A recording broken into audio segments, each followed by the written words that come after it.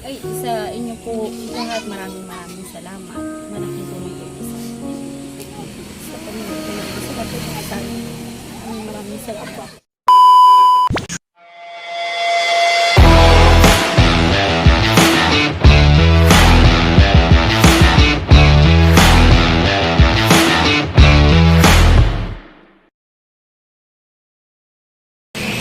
So, good morning mga master. So, for today's video po is may pupuntahan kaming isang beneficiary, bata, 11 years old, sa may barangay Bautista, Labo. So, pupuntahan namin siya and mag-aabot na rin kami ng konting tulong. So, nandito kami ngayon sa Megastar Hotel. So, ito po yung mga kasamaan ko and yung iba po is hinihintay pa namin. So, balikan namin kayo guys sa mga susunod pa A few moments later. So guys, papunta na po kami ngayon ng Bautista, Labo. So, dadaanan lang namin yung Red San Vicente sa may Bautista, Labo. Ay, Iberica pala. Ano ba yan? Mamali-mali na ako.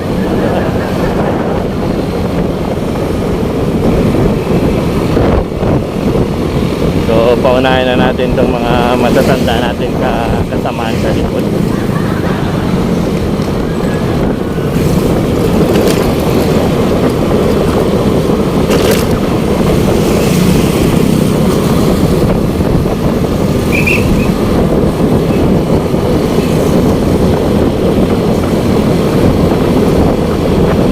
So, maraming salamat nga po pala sa sponsor ng motor natin ngayong araw.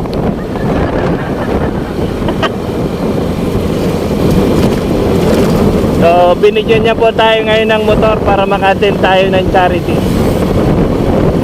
Bigay po ito pero iuwi ko rin mamaya.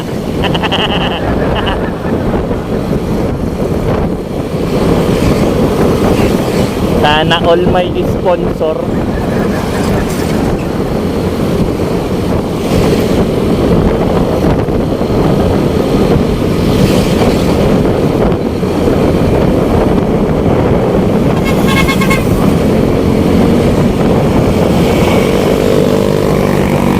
Ayan po si Kabugay, ang isa sa kasamahan natin na nagpa-vlog din.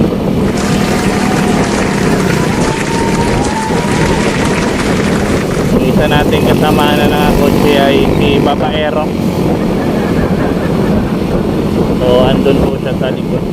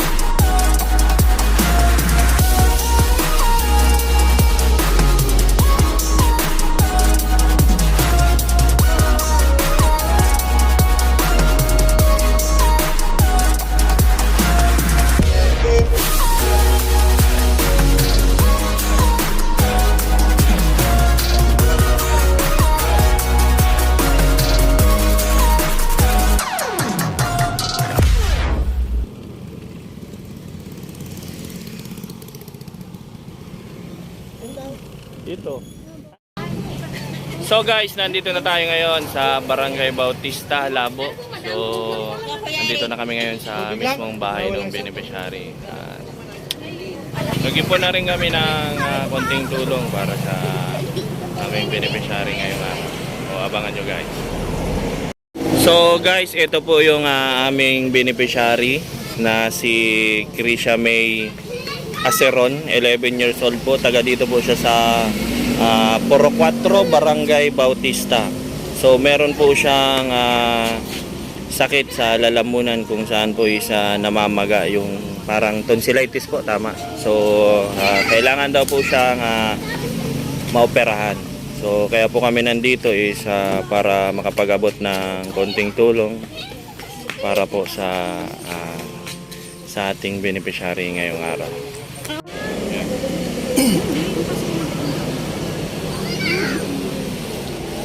So, ganito kasi ma'am yung plano namin. Nagpunta po kami dito para makapag-abot na rin po ng tulong para sa anak. Sa September 24 po kasi ma'am, yung grupo po din namin, yung chapter namin sa San Vicente, magkakaroon din po sila ng charity. May beneficiary po sila. Sa Barangay Calabagas. Barangay Calabagas. Kabila lang na ito. So, ano po, i-open na rin sa amin na isasama na rin namin yung anak nila. Ito pong naibibigay namin sa iyo is, kumbaga po, is pampaseka po kung may bibilin po kayong gamot. Hindi po ito kalakihan pero sana po is makatulong. And doon po sa September 20 po is maglilikom pa po kami para din po sa anak po may sakit. So, ikaw na bahala na sa September 24 na dadali natin ka doon sa kasi ang plano namin ma'am, siya yung i-schedule namin for pag-helping sa September 24 sa charity. May mga kasama rin po kami mga ibang grupo ng mga riders na pupunta po doon para makapag-attend din ng tulong. So, kung sakali naman po na makapag-ano kami ng pa-helmet, and then yung malilikom po sa charity, pagsasamahin po namin yun, and then hahatiin namin sa dalawang beneficiary. Yung isa po, anak ninyo, and yung isa po, yung kalahati is po naman po sa beneficiary. Beneficiary po na sana po yung makatulong yung malikom namin ngayon, and yung darating pa charity sa September 20. May pinorward na din po ako na kay Jay na mga requirements kung sakali makalapit din tayo sa ibang organization na makapag-abot din sa opera. Maraming salamat po. Kasi salamat po ang tulong niyo sa akin. Sige po, ma'am. Huwag ka na pong mag-iyak. Walang butt ako dyan.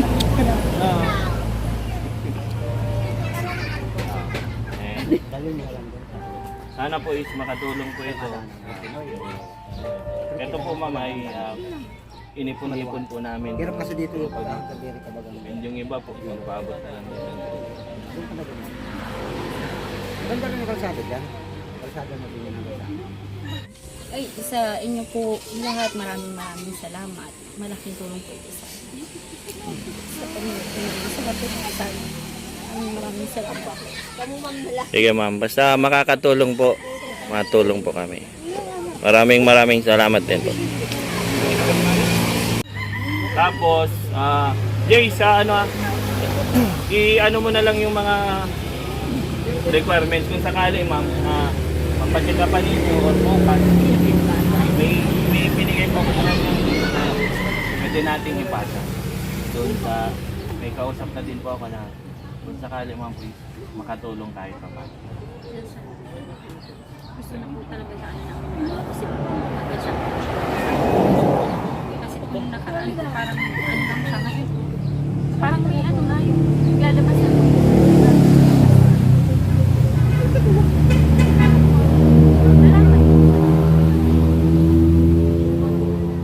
Yun, halika Basta dito kami, yan. ma'am.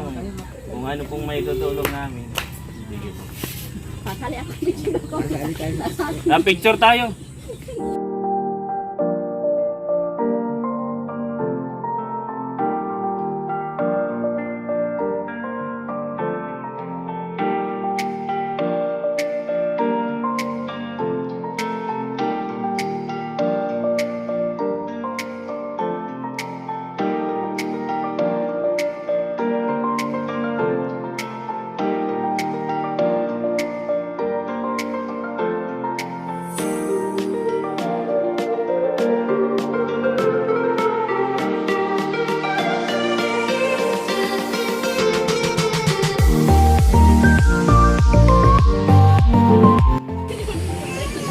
So guys, natapos lang namin na mag-abot na konting tulong para sa aming beneficiary ngayong araw na si Krisha May Aceron, and sana po is makatulong yung naiabot namin, and sa September 24 po ulit is iniimbitahan namin kayo na sumama sa aming charity event sa Barangay Calabagas sa San Vicente po. So kasi isa din po si Krisha May sa beneficiary namin. So ang plano namin is gagawin namin dalawa ang beneficiary namin.